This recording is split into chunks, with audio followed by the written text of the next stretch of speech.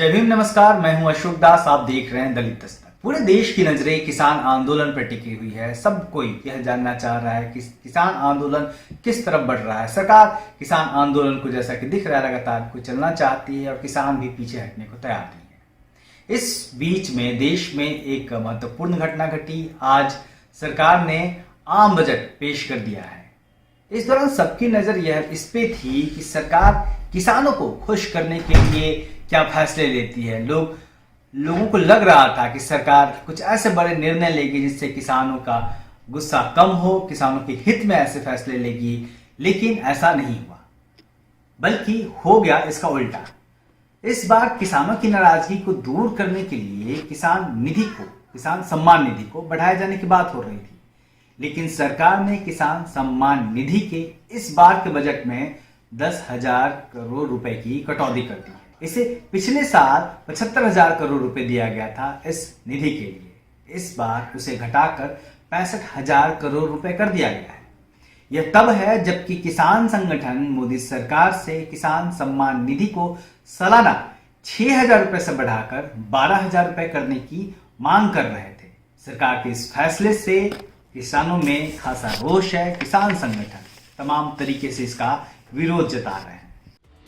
प्रधानमंत्री नरेंद्र मोदी ने 2019 के लोकसभा चुनाव से ठीक पहले किसानों के खाते में सालाना 6,000 रुपए की सहायता देने के लिए प्रधानमंत्री किसान सम्मान निधि योजना शुरू की थी। इसके तहत 2,000 की 3 किस्त सीधे किसानों के बैंक खाते में भेजे जाने की बात सरकार ने कही थी। किसान आंदोलन के चलते माना जा रहा था कि सरकार किसान सम्मान निधि को बढ़ा सकती है, लेकिन सरकार ने इसमें भारी कटौती कर दी है। वहीं बजट पेश करते हुए वित्त मंत्री ने कहा कि उनकी सरकार 2022 तक किसानों की आय दोगुनी करने पर कायम है।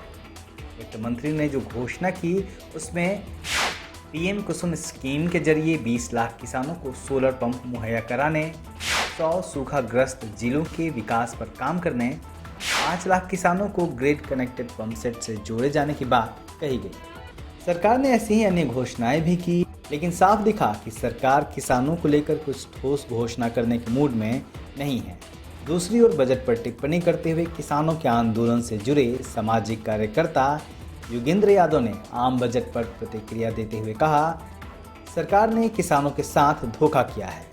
सरकार ने कृषि बजट कम किया है। पिछली बार 1,54,000 करोड़ का बजट था, इस बार इसे घटाकर 1,48,000 करोड़ कर दिया गया है। सरकार ने मनरेगा का बजट भी कम किया है। गन्ना किसानों का भुगतान नहीं किया जा रहा है। जिन योजनाओं से किसानों की आय बढ़नी है उनका बजट कम कर दिया गया है। कुल मिलाकर जिस तरह किसान सम्मान निधि में 10,000 करोड़ रुपए की कटौती की गई है और मनरेगा के बजट को भी कम कर दिया गया है, उसने भारत के किसानों और मजदूरों को सकते में डाल दिया है। अभी आने वाले दिनों में देखना होगा कि किसान आंदोलन किस तरफ बढ़ता है और इस फैसले से किसानों में कितना रोष होता है। प्रतिक्रिया का इंतजार रहेगा हमें। आप देखते रहिए दलित दस्तक। दलित दस्तक आपका अपना चैनल है।